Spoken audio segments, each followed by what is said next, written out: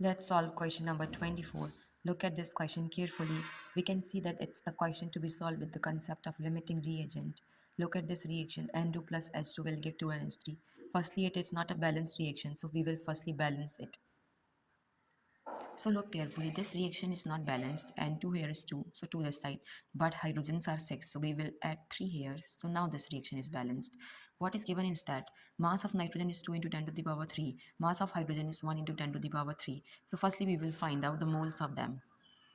So moles of N2 is given mass upon molecular mass, which is for nitrogen it is 14,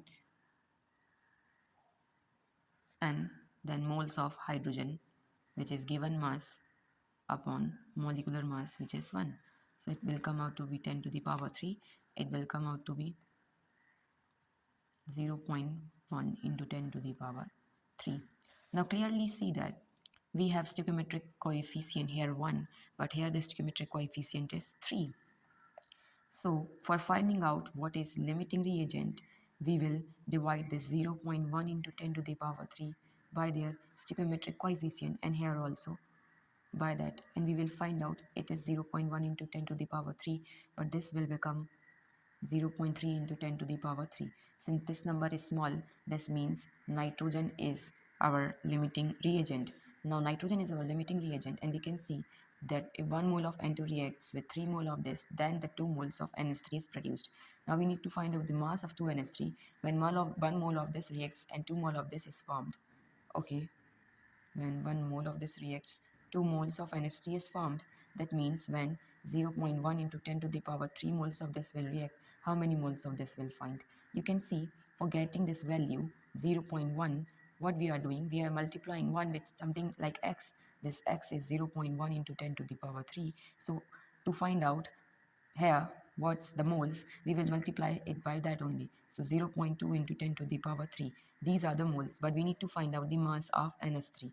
So 0.2 into 10 to the power, so given mass upon molecular mass of NH3 is 14. So x is equals to 0.2 into 10 to the power 3 into 14. 14 to the 28. 2.8 into 10 to the power 3. So this is the mass of NH3 which is formed. Now look, what is the second question? Will any of two reactants remain unreacted? So the answer is obviously yes, because nitrogen is limiting reagent, so the hydrogen will left unreacted. Question is H2 is left unreacted.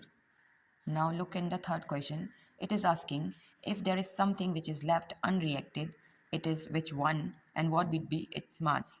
So the answer is again firstly hydrogen is left unreacted, and we need to now find out the mass of the H2. What is it? Is unreacted, the mass of hydrogen.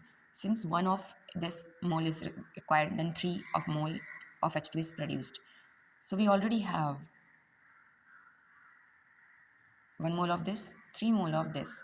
Now we have 0.1 into 10 to the power 3 of this. Now in order to get 3 mole of this, what we can do, 0.3 into 10 to the power 3, but what we have, the amount we have is 10 to the power 3.